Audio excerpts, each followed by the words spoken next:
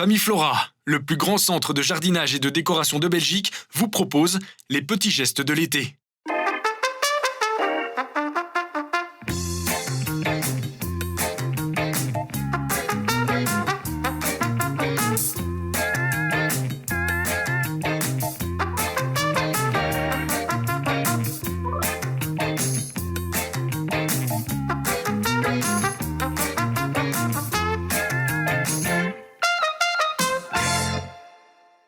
Seb, tu m'emmènes dans les petits plants de salade. Qu'est-ce que tu nous prépares comme petit geste de l'été? Écoute, pour ce petit geste, on va parler de potager. On a rendez-vous avec Georges et tu le connais. Hein. Georges, c'est plein d'explications. Ici, il va nous parler de laitue parce que la laitue est intéressante à planter entre les choux, entre les céleris aussi, pour éloigner la pyride. Bon, ça, c'est pas moi qui le dis, c'est Georges. Je vous propose de le retrouver tout de suite. On le retrouve tout de suite. C'est parti.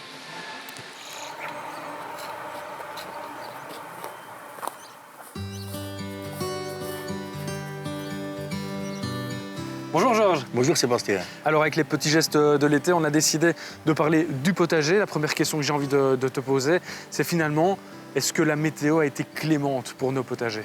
Oui, ça s'est pas trop mal passé, donc on s'en sort quand même bien. Il a fallu un minimum d'arrosage par moment, parce que ce temps était très chaud quand même, mais sinon ça s'est bien passé.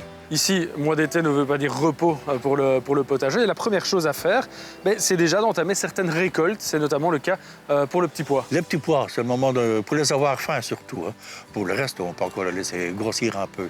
Mais il y a également les fèves des marais. Alors celles-ci ont été semées fin février, comme les petits pois d'ailleurs. Et vous voyez, on a de très belles gousses.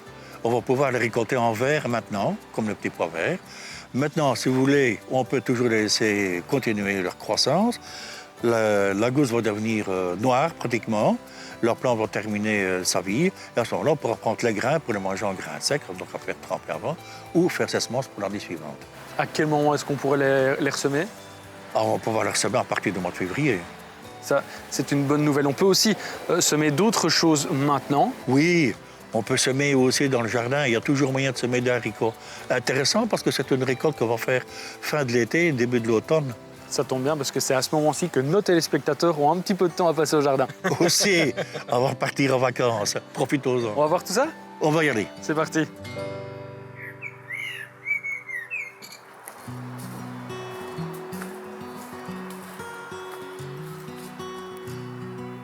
Alors Georges, on est ici sur le coin potager, Oui.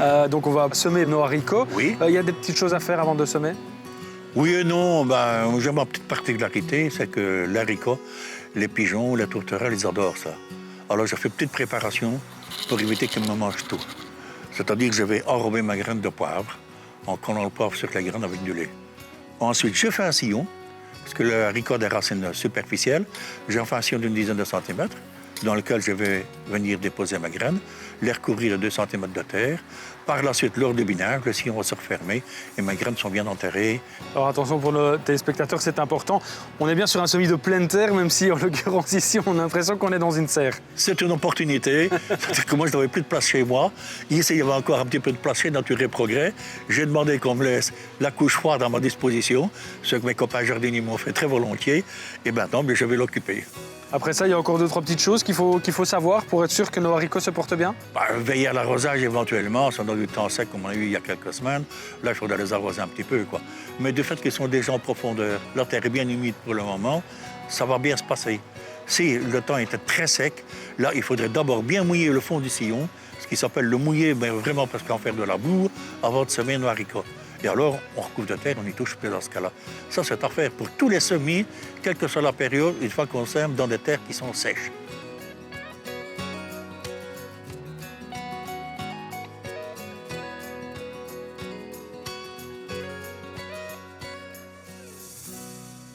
Bon Georges, on a parlé de semis là-bas, on a parlé de récolte là-bas. Oui. Il y a une chose dont on n'a pas encore parlé, c'est les parasites, ceux qui viennent nous enquiquiner pendant l'été. Tu vois ce que je veux dire? Oui, je vois certainement. Tu penses à un parasite en particulier? Oui, nous sommes ici à côté des choux.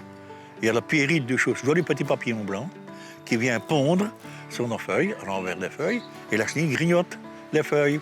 Et quand les feuilles sont grignotées, il n'y a plus de choux. Tu as une solution? Oui, toute simple. Ce que je vais faire, je vais planter des céleris entre eux, parce que la pyrite n'aime pas l'odeur du céleri. Donc à ce moment-là, les céleris vont protéger mes choux. Je vais pouvoir récolter des céleris avant de récolter mes choux. puisqu'ici, ce sont des choux d'hiver. Je vois que tu as aussi des plants de salade. Mais oui, il y a un grand espace entre les choux. Donc, je vais en profiter pour repiquer la salade entre mes choux. Comme elle pousse beaucoup plus vite que mes choux, je vais pouvoir les récolter avant de récolter, bien sûr, mes choux. En fait, tu es en train de nous dire tout simplement comment optimiser notre potager, là. Et sans se fouler. Simplement en profitant de la nature. Un potager, ça doit être rentable. Et c'est tout simple à faire. Merci, Georges, pour toutes ces explications. Ah, les petits gestes de l'été, plus on les regarde, plus on les aime. Et si vous voulez les revoir, eh bien ça se passe sur la page Facebook du Geste du Mois, puisque bien évidemment, les petits gestes de l'été, c'est l'équipe de production du Geste du Mois qui a mis tout ça en place pendant les 2 mois estivaux. Voilà, et pendant l'été, qu'est-ce qu'on fait aussi, Sébastien? On s'amuse au jardin. Exactement. Et les enfants s'amusent au jardin. Et c'est pour ça que la semaine prochaine, tu vas nous proposer une séquence loisirs enfants au jardin. Exactement, quelle belle idée. À bientôt, ciao. Ciao, bel été. Hashtag concours, un bon de 50 € à dépenser chez Famille Flora. Avec plus de 25 000 m² de shopping, notre partenaire est le plus grand centre de jardinage et de décoration de Belgique. Vous y trouverez des fleurs, des plantes, les plus belles décorations saisonnières, un vaste univers animalier, bref. Famille Flora, c'est à Moucron, à 20 minutes de Tournai et c'est ouvert 7 jours sur 7. Pour remporter l'un de nos bons d'achat d'une valeur de 50 €, envoyez-nous vos plus belles photos de jardinage à concours@canalzoom.be.